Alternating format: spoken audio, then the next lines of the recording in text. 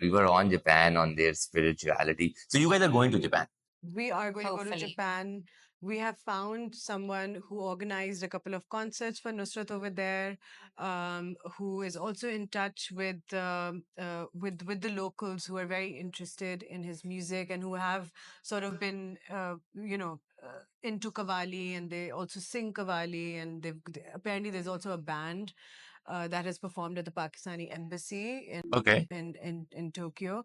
So yeah, we do plan on going there because I mean our plan is to also go to obscure places where people wouldn't normally think that his fans exist, right? I mean, who would have thought Japan? But Japan, South Africa, Brazil, he performed in all of these places. He performed in a lot of places. Yeah. And you have to realize what time wasn't like very social media heavy or something. So I'm sure a lot of these things, you would have to search for in archival like footage, vagara, newspaper clippings and all that. It's a There was lot of, yeah. a little French woman called Sudi, and she basically was responsible for much of his PR and taking him to various parts of the world. Okay. She took him to South Africa and France, of course. But yeah, she's still around. We met her last year, and she we'll be meeting her again in a month's time at one of the listening events that we're doing in Paris. Yeah. She's based in Paris, and she was one of his international promoters. And I think the first concert he did in Paris was organized by Sudi. And so she works with international folk musicians from around the world. And she was here in Pakistan a couple of months ago, meeting with some Balochi musicians that now she's invited to Paris. So, a lot of people around the world that were specifically interested in world music knew Nusrat and his work, and they were the ones responsible for bringing him to a lot of other places. And this woman is still, she's in her 80s, I think, and Thanks. she's still active. She goes to Balochistan and all sorts of places. And she's very adventurous, very cool. She must have been amazing back in the day. Really cool. And Saina, so I was reading your bio, and so you're the producer, and Olivia, you're the associate producer. But I was very curious because in your bio, you're a photojournalist, and you've been working on gender and climate change, and I think you worked with UN as well. So music ka kaise? Like I was trying to find a link. How did Saina Vishi Studios came into being? Like how did this become a thing?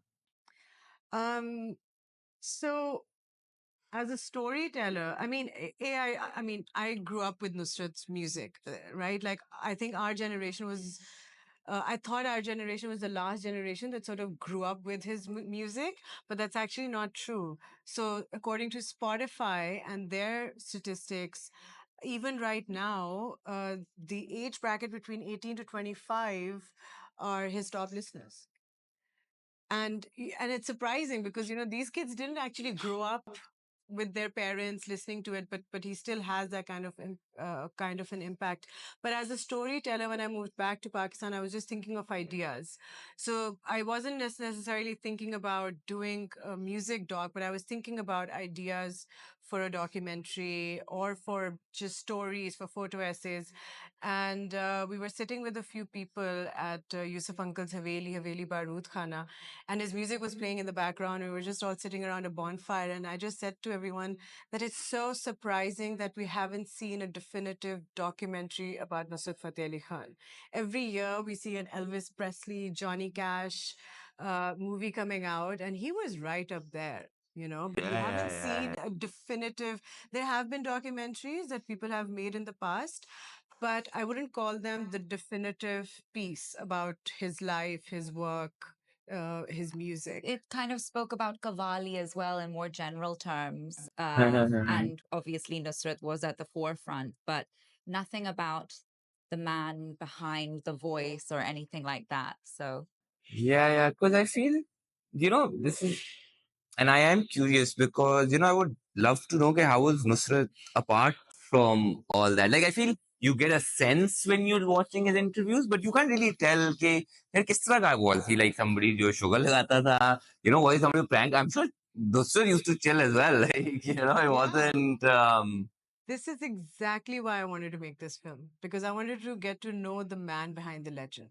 Yeah. I wanted to know what were his struggles, what were his challenges, because all we knew was that he was this legendary musician from South Asia, performed around the world, but we know very little about his own life, his own struggles.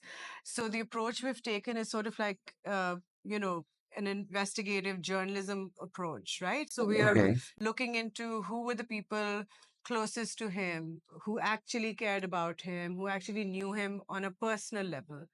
And we've done so. So one person led to the other, and that's how we've sort of created this Nusrat like cosmos. The thing is, it's also very key to do this now rather than, I mean, any other time later because, his wife, for example, she's no longer with us. His manager now is in his 80s. So, these people aren't going to be around for very long. So it's really important that we get this now. No, no. Absolutely. But and how was the process? Because again, we archival wali baat sara kuch like how difficult was that process getting that footage, talking to those people? I assume काफी लोग तो कहीं shift हो गए होंगे. It's been such a, how many years? Like 24, 26 years 26 since he years. passed away. 26 years, yeah, more Wait, than 2 decades. sorry, today is his Parsi, Oh, isn't it? Oh my God. It's today, 16th 16th August. That's Yes. yeah, true. 16th August. Yeah, yeah, yeah, yeah, yeah. Today is his death anniversary, It's his his death birthday. anniversary. Yeah. Oh, wow. Wow, what a I coincidence. That know. is the I coincidence. just remembered. Yeah. Olivia, how did you get involved in this project? I think Sina was just looking to kind of expand her team. Yeah. And she and I have been best friends for, a very, very long time now, over a decade or so. And so she knew that I was also sort of in the realm of documentaries doing my own stuff. And so she asked me to come on board maybe about in 2021 or something. And I was delighted, but we also discussed whether it was a good idea to work together as friends. But like so far, it's been like amazing and it's just been really fun. And we all make each other laugh mainly, and we all try not to burden each other too much. Saina sometimes goes, "Oh man, I'm sorry, do you mind doing this?" And I'm like, "No, tell me what to do. Give me more things." So yeah, it's great. Because I remember you made this one thing for Vice on the world of TikTok. Yeah, That was really cool. I really liked it. thank you. अब उस तरह की बन नहीं रही. I don't know. I guess Vice either collaborate नहीं कर रहा or something. But that was always very interesting. And and I feel कि पाकिस्तान में इतनी interesting stories हैं. And even you guys have a very good team, by the way. I want to get to that as well. You have this guy, Zawar, I believe. Zakir Thaver. Zakir? Zakir Thaver. Zakir Thaver. And he was involved in Salam. That's really cool. Zakir is incredible. He's so initially when I got this idea, I started talking to Zakir, and he was just so supportive, and he kept helping us out. And eventually, I was just like, Zakir, you've got to come on board in an official capacity. You give us so much of your time and your expertise, and you help us connect with people. But yeah, working with him is an absolute delight. He's incredible, and he's an archive like genius. And he's helped us find a lot of rare and unseen archives, because that's sort of his expertise. That's what he loves to do. Yeah, he really sniffs them out. Yeah. I mean, his Salon documentary was very archive heavy, Yeah. so and that's what we're aiming for with. I was उस talk में काफी मुझे नहीं पता थी, and I was like, oh, okay, there's a whole institute, like I had no idea. And are we gonna find stuff like that in this one as well? I think it would be like, oh, Yes, and also misconceptions, okay, because a lot of people think that Nusrat was an alcoholic because he died of kidney failure and he was overweight, and a lot of people just assume that. and then some of the kebab mein Yeah, sharabi and of all course, that. and also because there were people in his Kavali party who did drink Have a good alcohol, time. and but not him. Not him. And this is what we've heard from a lot of people Okay. who've met him. We've seen his medical records. Yeah. So this is a common misconception. A lot of people still don't believe it when I tell them that, he didn't. He just didn't. Nusrat Sahib was completely sober. Well, yeah. I mean, नहीं. Yeah, that is He interesting. wasn't an alcoholic. It's हाँ not हाँ, जो जो that's not the बताती reason हैं. behind his kidney. हाँ हाँ हाँ. Yeah. I think like it's interesting as well. I think जो कवाली का हमारे दिमाग में भी एक कॉन्सेप्ट भी है ना, just generally I think because of some of the वो मैं शराबी, so people just assume it's one of those, and I don't think people say it in a bad light, by the way. No, it's I've never heard anyone say यार ये कोई नुसरत खराब आदमी थे, ये I've never ever heard that. it's the culture around हाँ. Kavali, but you know what? There's some Kavals, some very authentic Kavals who do not allow you to drink when they're performing. I think Farid Ayaz, Abu Mia, and all these people, हाँ. Abu Muhammad, they don't they are very very strict about it. Okay. Yeah. क्योंकि So at their gatherings, whether they're performing at a हाँ. wedding or a concert, this is the condition that they put forward, that nobody can sit in front of us and drink in the mehfil. Because Qawwali is, I think, and you might know more about this, Qawwal has a link with Sufism as well. For sure. In, Yeah. right? It is like you're in another state where when you are talking about it, and it is like slightly different approach to religion as well. Hmm. So Sufism, basically, the point was to spread the message of Islam, right? And they did it in the form of Qawwali. And Nusrat was a great example of this because he took the message across the world. So, someone who was present at a concert in Spain told us that there was a family present at the concert. And after the concert, they came up to the organizers and they said, we don't know what religion this man follows. We don't know what he was singing. We couldn't understand that. We don't understand the language, but we want to convert. And apparently, Khan Sahib did convert them to Islam. This I also saw. So I was reading and I want to talk to you guys about it. So I was watching YouTube videos and looking at I think there was somebody in his team, Ata Farid. I can be wrong. Sorry, Ayaz Samdhani you're talking about? शायद बूढ़ा सा आदमी था, वो बोल रहा था अता कहीं नाम आया था. I Okay. can be wrong, but he was saying a lot of people converted. When I wanted to check, is there any We recently actually met someone in Spain who converted. no way. Mhm. ये गोरा. Yeah, German. Damn, Aryan bloodline. Because you know, 70s, 80s, you could link it to the hippie trail also. There are a lot of people who came to this part of the world. There were a lot of people who were looking For meaning. for meaning, yeah, right? And they were inspired by his music, and a lot of people did convert. The thing about Nusrat, the phenomenon about his music as well, is that he appealed not just to, music aficionados and the maestros of the world worldwide, but also to the awam, also to people who didn't even understand the language in which he was singing in. So there was something about him that you actually don't get. It's very rare for a musician to achieve all of those things. So That is true. yeah. Like you can read this again. Before the documentary, we have YouTube videos, जो छोटा मोटा source है. तो उसमें ना, and I want to know more about these kind of archival footage as well. But उसमें एक है, Nusrat is I think in LA. I'm not sure where, and they're just going and they're just like moving their heads. They're lost in his voice, and they don't even know the meaning. But वो बस हल्का हल्का सरूर Nusrat गा रहे हैं, and they're just all like in it. No, people used to go into halls. Yeah. So he performed in Central Park in the 80s, I believe.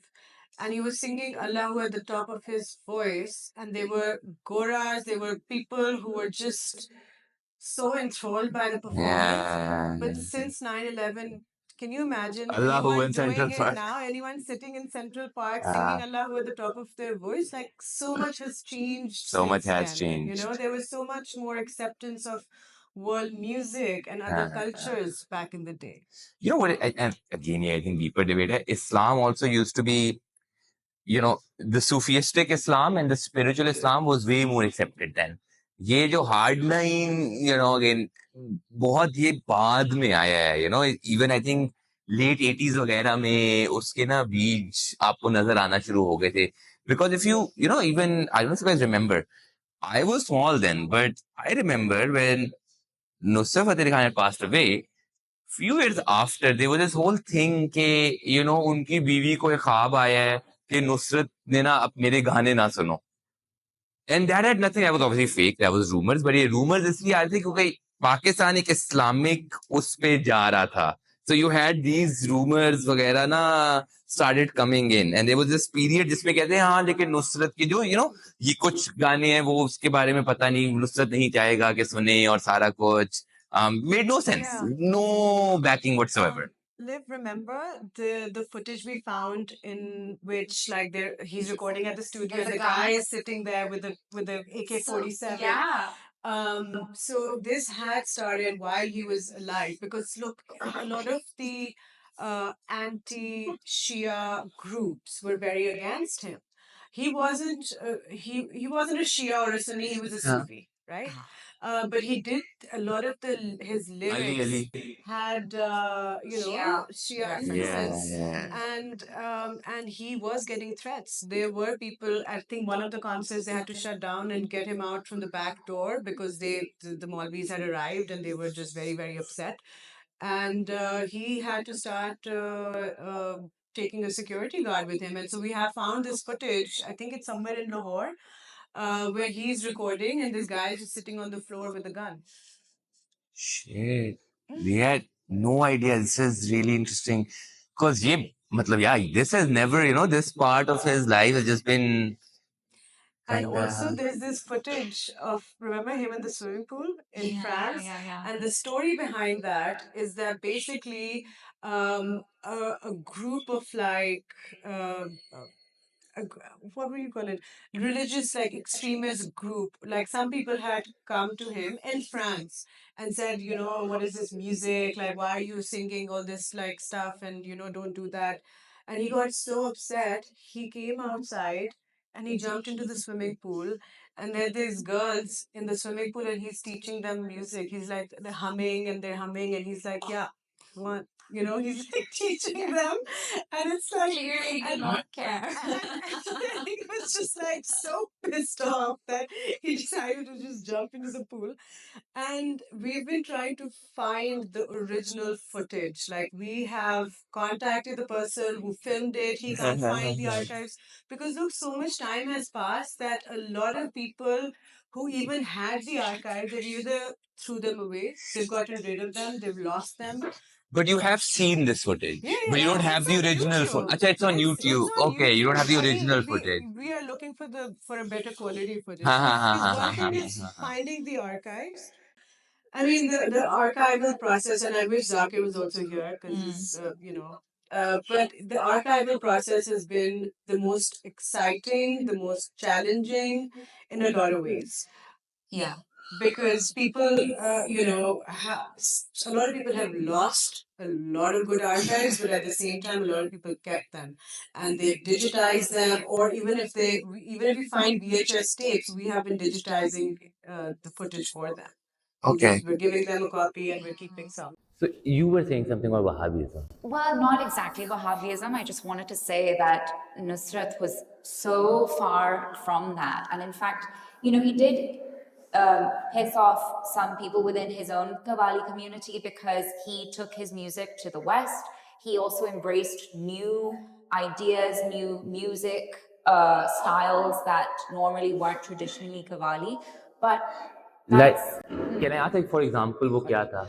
just Massive Attack ke saath, the way And also, Peter Gabriel. yeah, what was that other track that he got a lot, that he himself was very upset हाँ, वो about? था. It wasn't Dead Man It Walking. wasn't Dead was and Natural Natural Born Killers. Killers. Natural Born Natural Killers. Born Killers, and he actually himself was very upset as to how his music was portrayed in the Something more violence से वो attach. Yes, he actually.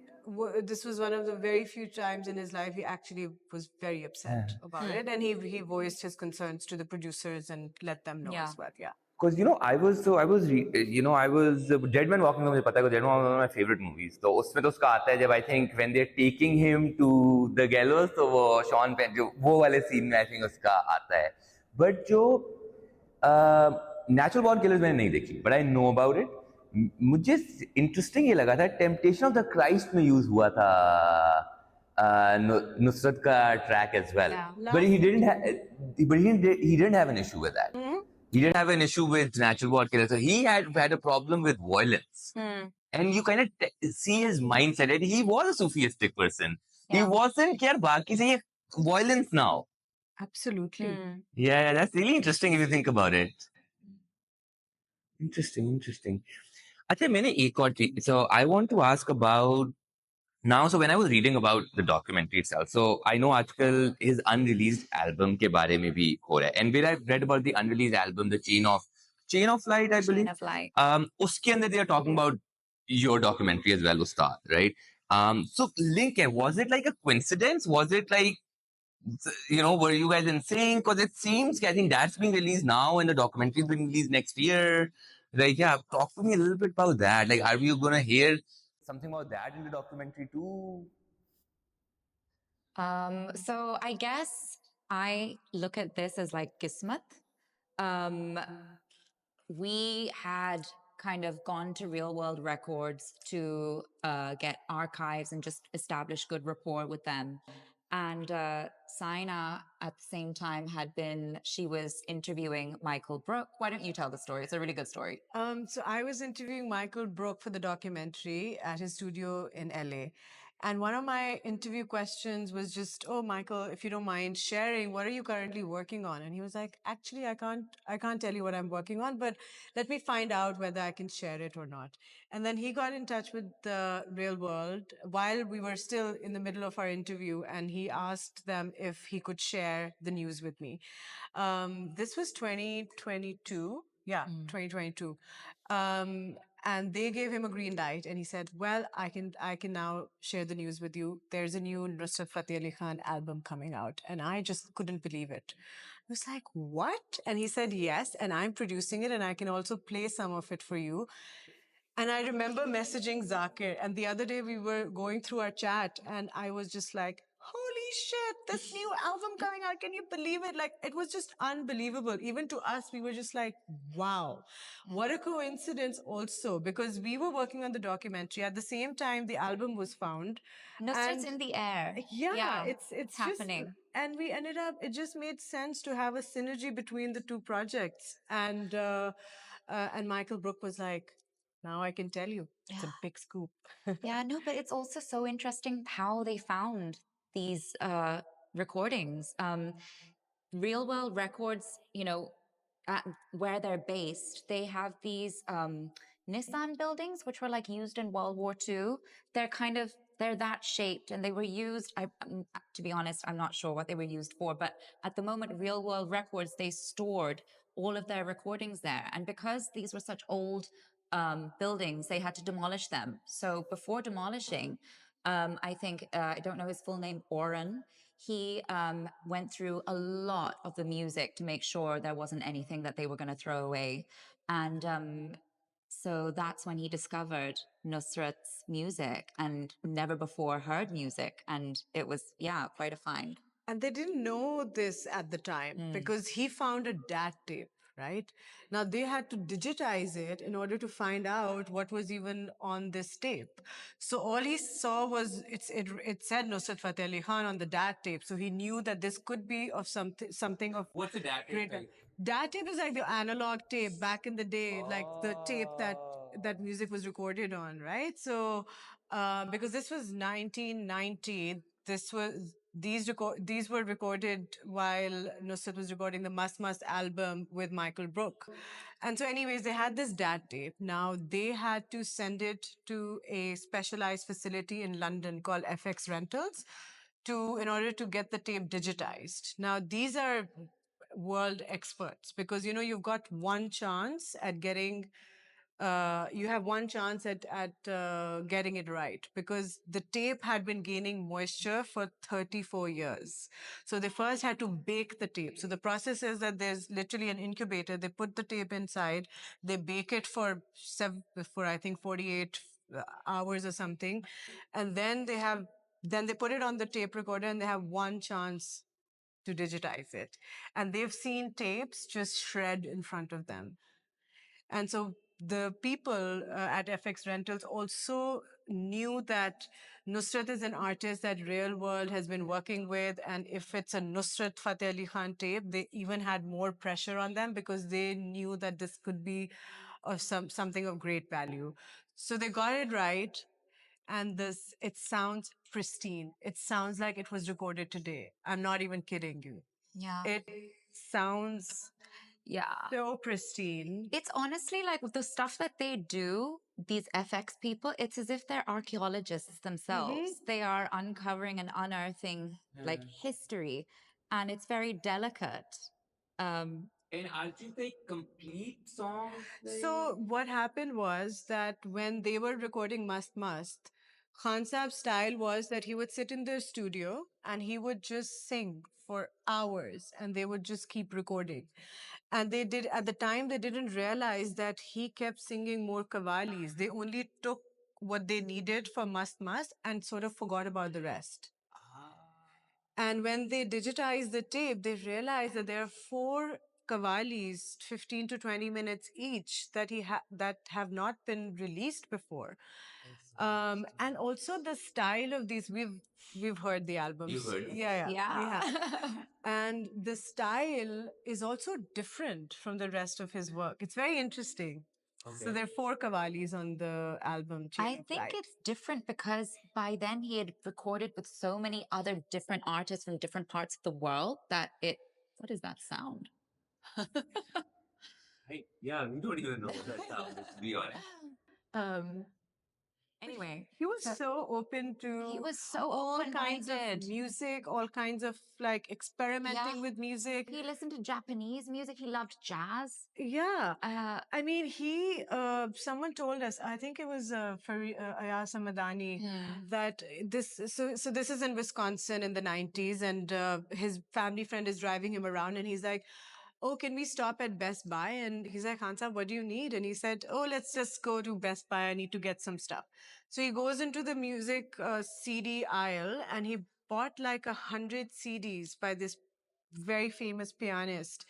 And he listened to the 100 CDs like the entire night. He was just on his own and he was listening to all of this. And so in the morning when Ayasa woke up, Khan Saab had produced Afreen Afreen. In the morning, he was like humming Afreen Afreen. And he From a was trip of Best Buy. he One of the was greatest he was freaking- always and also he was always humming, so he could be in the middle of the conversation with you and he would just start humming in the middle and then he'll come back to what so he was a man of few words, but he was music was just his passion. everything. That's all he wanted to do. He didn't care about the business. He didn't care about money. He didn't care about the fame. He did not care about any of that. All he wanted to do was just sing and like do his music. It's almost like his voice with the, obviously it was God gifted, but there was something else. Like he had this, can't explain. He had this aura, and if you look at his old videos, just Hamid Agni is just, you just go crazy. It's like, his element, he must have been something yeah. to, witness like live. Because I was reading his dad wanted him to become a doctor. His dad was against him becoming, a kawal. But they had a 600, उसकी family की भी बहुत 600-year long legacy थी. Yeah. But he was always, जैसे him himself said in one interview, कि यार मैं सबसे strongest नहीं था. Like मेरे चाचा was like, यार तुम नहीं गा सकते. But Nusrat didn't listen though. This is a story we love recalling, and he actually recalls it in an interview of his. And he said that after his father died, he had a dream. And in the dream, his father comes to him and summons him to sing. And he says, I command you, you sing. And ever since that dream, it was a seminal thing in his life. And ever since then, he's been singing. And Was he he performed sang. at his father's chalisma or Yes, something, right? yes. That's And the that whole everyone story. just goes like, oh, wow. During his father's life, he had written him off. He said, "Tum bes rahe ho, tum nahi ga sakte." But then he said he came in my dream, and I said to him, "I can't sing. I have no training, no nothing." And he said, "No, I'm telling you, sing." And he said, "I was singing." Yeah. That is interesting. Hmm. I kind of also want to know somewhat about. I know you've mentioned the process, वगैरह, but generally, like making a documentary like this, you started from 2021, right? And inshallah, it's getting released next year. 2020, actually. The idea I was mean, the conceived. idea was conceived, I thought about it early When 2020. you were at the Haveli and This was like January, I think. and you get to know about the album like last year, 2022. 2022. Hmm. So, kaisa, right? So, and and I asked this because, and Olivia, you can also talk about this because you work with short form documentaries as well, right? And this is not short form. This is going to be long form, and we're going more towards a world where the value of content is questioned, unfortunately कि यार quality नहीं जल्दी करो ताकि लोग attention का वो कर सकें. So how's that process been? Because then also been concentrating, staying true to the craft. कि नहीं यार, I'll put the time because this deserves time. I and what I'm trying to ask is was there any pressure on you कि इसको जल्दी भी release करना है, इसको वो करो, इसको जरा different करो? No, because it's always been my passion project. I didn't quit my day job to make this Yeah, film. yeah. And so this has been my passion project, and I just want to do justice to it, right? And by way of doing justice, you need a lot of time. Like writing an autobiography sometimes takes people about 10 years because so much research goes into it. And if you, I mean, for you, if you want to get it right, if you want to get all the archives that you can dream of, all the interviews, it all takes time. So I have not I've been taking our sweet time with it because there have been options. So we're also deciding at the moment whether we want to fundraise ourselves and complete it. We want to bring an investor on board, or we want to get it commissioned by a streaming platform such as Netflix or Apple. But the goal has always been that we want to make the film that we want to make. What happens is that if you collaborate with an international co-production, another production company, or even a streaming platform, sometimes may ask you to take it into a different direction, and sometimes you end up over explaining for the Gora audience, right? And we don't want to do that. We want to have, because he belonged to the world, like he performed everywhere, and there are fans all over the world. So we don't want to make a film that is just catering to one type of audience. There has to be that balance, and we also wanted to keep our own vision for the film. So that's another reason why we've been taking our time, and now we're at a point where it made sense to wait for the new album to come out. That makes sense. Yeah. Yeah, but I think we're still deciding which route we want to take, but we're very close to making that decision Yeah. now. I mean, a few people have attempted to chime in and say what direction it should be going into. I'm sure. And we're just like, no, No, sorry, yeah. this is not what we want. No, Yeah, very fair. yeah. And what were some of I'm sure roadblocks to what होंगे in terms of getting that footage and even talking to people. Like, talk to me a little bit about that. It takes a lot of persistence. And that's one of the reasons, by the way, this is not an out of the box idea. Let's make a documentary about Nusrat Fateh Ali Khan. I'm sure I know that there are a lot of people who have attempted. But I feel a lot of people haven't put this much effort. Like, people haven't gone all the way to Japan. That's the thing. Talk to this. Because they probably gave up earlier on. Yeah. We have just been at it. It's like I said, it's a passion project. We've not made any money off of it. All these years we've been working on it, not because this is a commercial project for us. This is a passion project, right? So we have just been persistent, and I think that's what's worked out because it's helped us find rare archives from people we've traveled around the world. So we've been very lucky that we were able to fundraise enough to carry out the production, right? So we have filmed, we have over 700 hours of footage that we've filmed. We have over 800 hours of archives that we've found from various sources, whether they're individuals or TV channels or etc. So, yeah, we've amassed all of this material over the How many years. places you guys visit for this? Spain, the America. UK, and different parts of the UK, Yeah, different parts of the States, For this, yeah. and different Where parts of else? Pakistan. We will be visiting South Africa and Japan and Brazil. Yeah. this is where Oh, that and French lady took. Canada. And Canada. And France, And yeah. oh, we've already done France. Yeah, you guys. Yeah. Okay, okay. And this is where places where Nusrat went and talking to people. Yeah, उधर कोई footage भी थी. Sometimes there are relatives there, distant relatives, close relatives who've moved abroad. Old associates of his. There's this one Japanese woman who her name is Dr. Sakata. Okay. She's an ethnomusicologist who followed him around back in the 90s with a handheld camera. She has footage. It's amazing. She's kept it all these years. She's now in her 80s.